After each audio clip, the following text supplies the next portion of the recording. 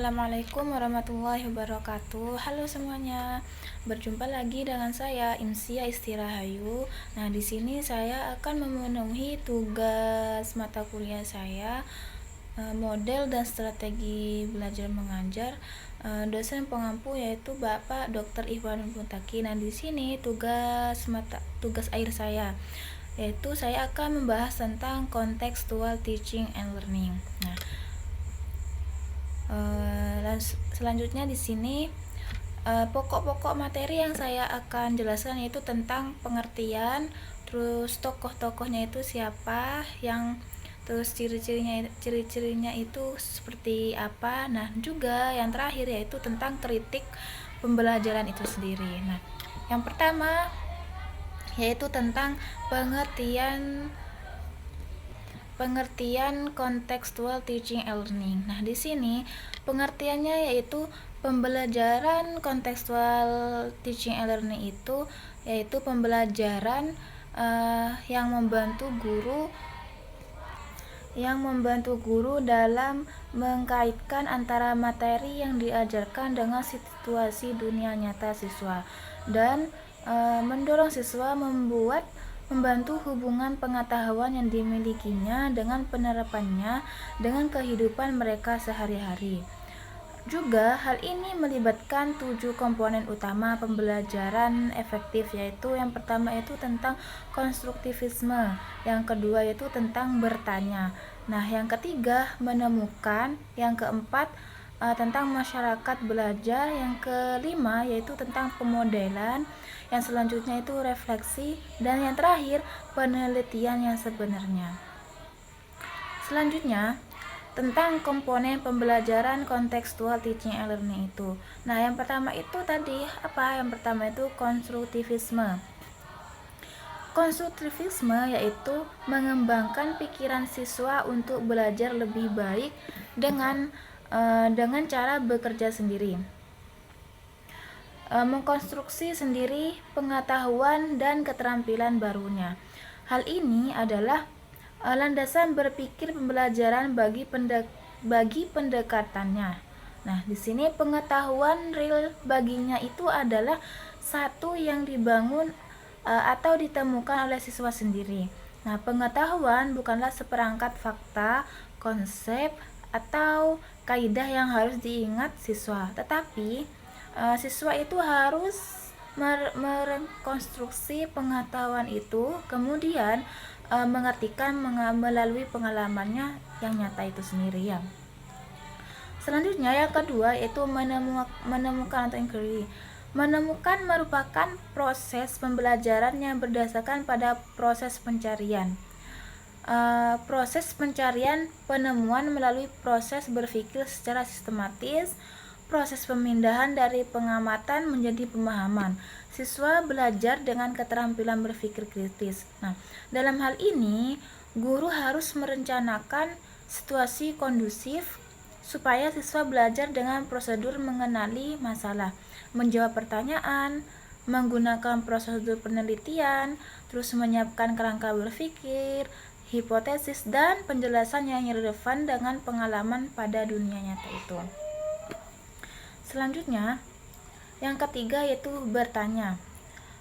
Apa itu bertanya? Maksudnya seperti apa? Bertanya itu adalah mengembangkan sifat ingin tahu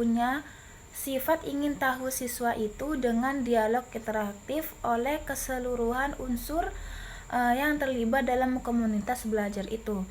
Dengan demikian, pembelajaran lebih hidup, mendorong proses dan hal pembelajaran lebih luas dan mendalam.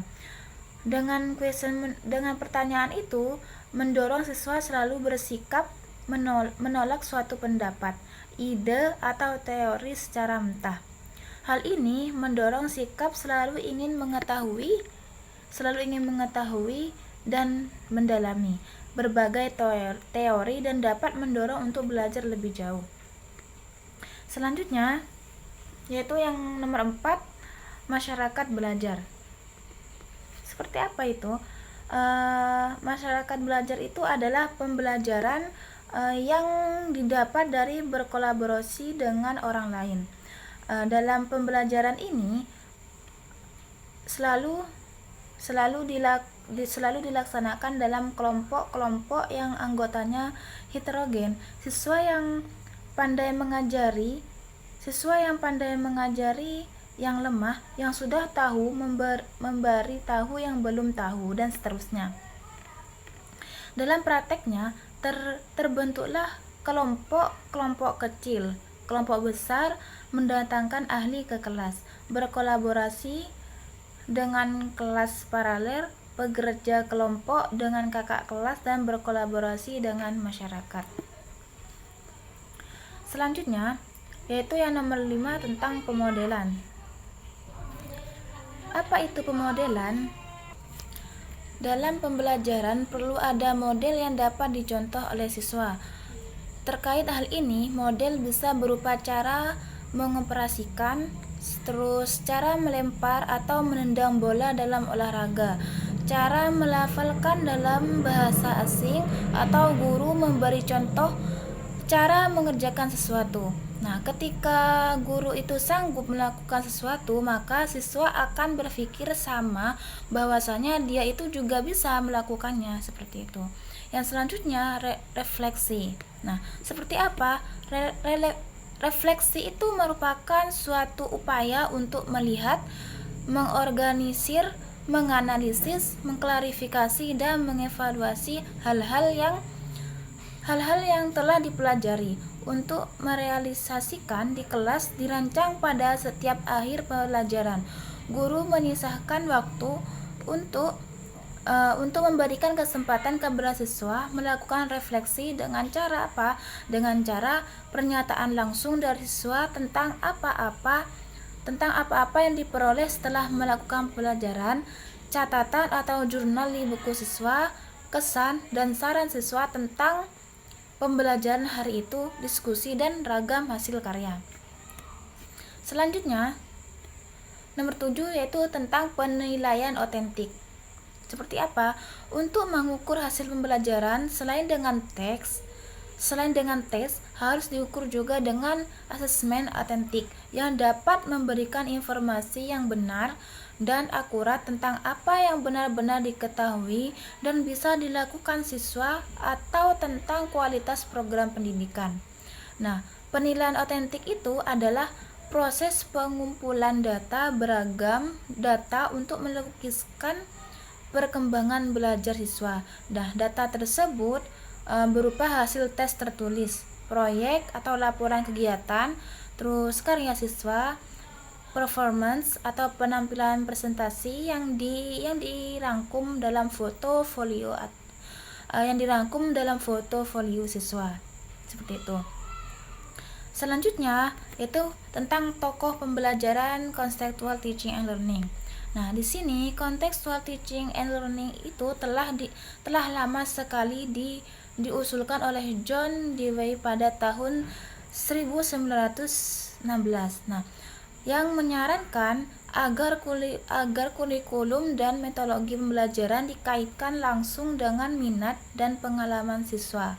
Nah, John Dewey itu yang menyimpulkan bahwasanya siswa akan belajar dengan baik jika apa yang dipelajari terkait dengan apa yang telah diketahuinya dan dengan kegiatan atau peristiwa yang akan terjadi di sekelilingnya. Pembelajaran ini menekankan pada daya pikir yang tinggi, terus transfer ilmu pengetahuan, mengumpulkan dan menganalisis data. Selanjutnya itu memecahkan masalah-masalah tertentu baik secara individu maupun kelompok. Dengan demikian, guru itu dituntut untuk menggunakan strategi pembelajaran kontekstual dan memberikan kegiatan yang bervariasi sehingga dapat melayani perbedaan individual siswa, mengaktifkan siswa dan guru, mendorong berkembangnya kemampuan baru, terus menimbulkan jalinan kegiatan belajar di sekolah, responsif, serta rumah dan lingkungan masyarakat. Pada akhirnya siswa itu memiliki motivasi tinggi untuk selalu belajar. Selanjutnya, tentang ciri-ciri pembelajaran kontekstual. Nah, di sini menurut tokoh Siswanto menyatakan bahwasanya ciri-ciri pembelajaran konseptual teaching and learning itu yaitu menekankan pada pemahaman konsep pemecahan masalah. Siswa mengalami pembelajaran secara bermakna dan memahami dengan penalaran, dan siswa itu secara aktif membangun pengetahuan dalam pengalaman dan pengetahuan awal dan banyak ditekankan pada penyelesaian masalah yang rutin. Selanjutnya, ciri-ciri pembelajaran konseptual teaching and learning itu antara lain yang pertama, adanya kerjasama antara semua pihak. Yang kedua, menekankan pentingnya pemecahan masalah atau problem. Yang ketiga, bermuara pada keragaman konteks kehidupan murid yang berbeda-beda. Terus yang keempat itu saling menunjang. Yang kelima, menyenangkan tidak membosankan. Yang keenam, belajar dengan bergairah. Yang ketujuh itu pembelajaran terintegrasi. Yang kedelapan, menggunakan berbagai sumber. Terus yang kesembilan, murid aktif. Dan yang ke-10, sharing dengan teman. Selanjutnya, murid kritis, guru kreatif. Yang ke-12, dinding kelas dan lorong-lorong itu penuh dengan hasil karya murid, peta-peta, terus gambar, artikel, humor, dan sebagainya. Yang ke-13 yaitu adanya laporan kepada orang tua, bukan hanya raport tetapi hasil karya murid, terus laporan hasil praktikum dan juga karangan murid dan sebagainya. Selanjutnya itu prinsip-prinsip dasar pembelajaran konseptual. Nah, di sini dengan pembelajaran konseptual teaching and learning ini, pendidik telah melaksanakan tiga prinsip ilmiah modern yang menunjang dan mengatur segala sesuatu di alam semesta, yakni yang pertama, prinsip saling ketergantungan. Nah, seperti itu segala sesuatu yang ada di dalam raya ini saling ketergantungan, saling berhubungan satu dengan yang lainnya. Dalam pembelajaran konsep teaching and learning ini mengajak pada guru untuk mengenali keterkaitan mereka dengan guru lainnya, dengan siswa-siswa, dengan masyarakat, dan dengan lingkungan. Nah, prinsip ini mengajak siswa untuk saling bekerja sama, saling mengetengahkan pendapat, saling mendengarkan untuk menemukan persoalan dan juga merancang rencana dan juga mencari solusi dan persoalan yang ada. Yang selanjutnya yang nomor 3 yaitu prinsip diferensiasi. Nah, prinsip ini merujuk pada motivasi terus-menerus dari semesta alam untuk menghasilkan keragaman, terus perbedaan dan keunikan. Dalam kontekstual teaching and learning ini, prinsip diferensiasi ini membebaskan pada siswa melakukan penjajahan bakat pribadi, memunculkan cara belajar masing-masing individu dan juga berkembang dengan langkah mereka sendiri.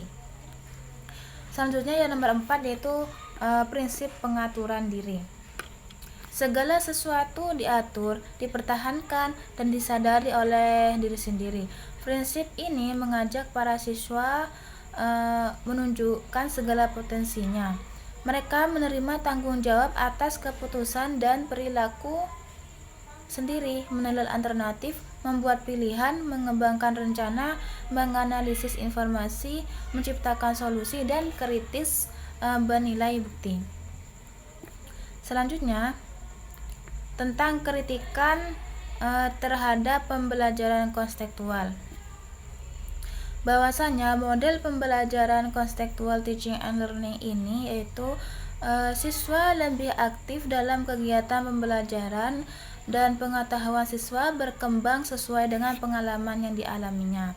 Akan tetapi guru lebih harus intensif dalam membimbing karena dalam metode ini, guru tidak lagi berperan sebagai pusat informasi, tetapi tugas guru itu adalah mengelola kelas sebagai sebuah tim yang bekerja sama untuk menemukan pengetahuan dan keterampilan yang baru bagi siswanya. Siswa itu dipandang sebagai individu yang sedang berkembang. Nah, kemudian kemampuan belajar seseorang tersebut akan dipengaruhi oleh tingkat perkembangan dan keluasan pengalaman yang dimilikinya, seperti itu.